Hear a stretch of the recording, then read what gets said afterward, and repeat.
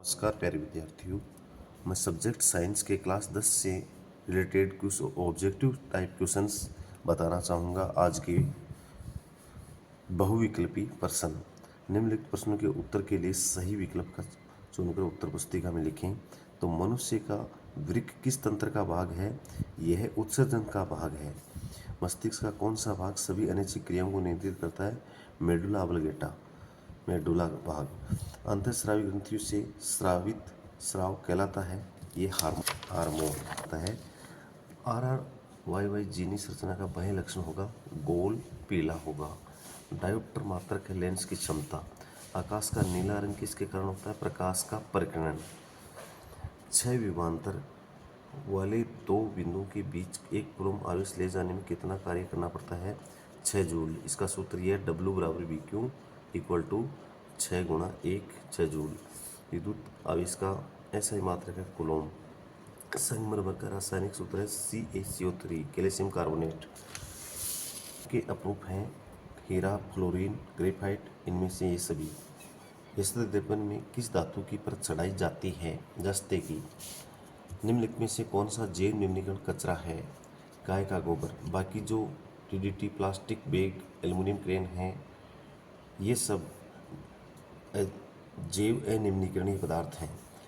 चिट्टी के डंक में कौन सा अम्ल उपस्थित है? मेथेनोइक अम्ल या फॉर्मेइक अम्ल भी बोल सकते हैं इसको। बहुखंडन द्वारा जनन होता है। प्लाज्मोडियम में बहुखंडन के द्वारा जनन होता है। हाइड्रायस्ट में मुकुलन द्वारा जनन होता है। अमीबा में द्विविखंडन होता है। द्विद्युत रंग होता है लाल। रिक्त स्थान भरिए। प्रश्न नंबर 2 रिक्त स्थान का है। जनन कोशिका अथवा शुक्राणु का निर्माण कौन सी ग्रंथि में होता है? वर्षण ग्रंथि में होता है। सेनावार पारद पारीमरकरी का एक ऐसक है। पत्ती की सतह पर उपस्थित सूक्ष्म जो छिद्र होते हैं उन्हें रंध्र कहते हैं।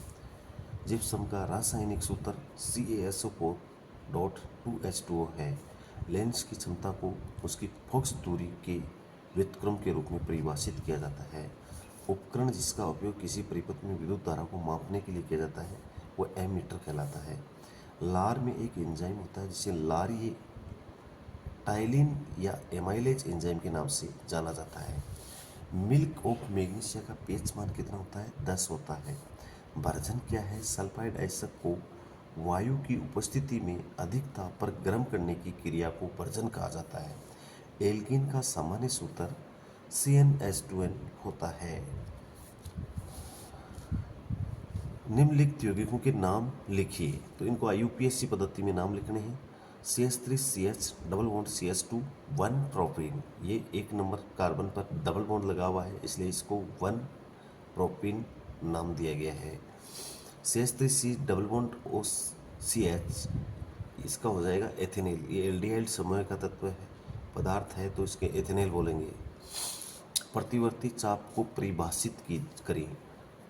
इसमें प्रतिवर्ती चाप में ग्राही अंग से संवेदी तंत्रिका के द्वारा मेरु रज्जु तक संदेश पहुंचाकर उससे वापिस प्रेरक तंत्रिका के द्वारा पेशी कोशिका तक पहुंचाने की जो क्रिया है उसी को प्रतिवर्ती चाप नाम से जाना जाता है।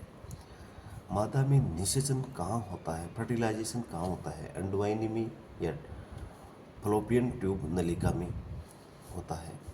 मरीजों के दांतों की जांच के लिए दंत चिकित्सक द्वारा किस दर्पण का उपयोग किया जाता है? वो अवतल दर्पण का उपयोग किया जाता है। फोकस दूरी को परिभाषित कीजिए। दर्पण के अंदर ध्रुव O होता है या लेंस के अंदर प्रकाशिक के अंदर जो तथा फोकस बिंदु F के जो बीच की दूरी होती है उसको ही फोकस दूरी कहा जाता है। का पूरा नाम लिखिए। मैग्नेटिक रेजोनेंस इमेजिंग, इसको हिंदी में चुंबकीय अनुनादन प्रतिबिंब कहा जाता है।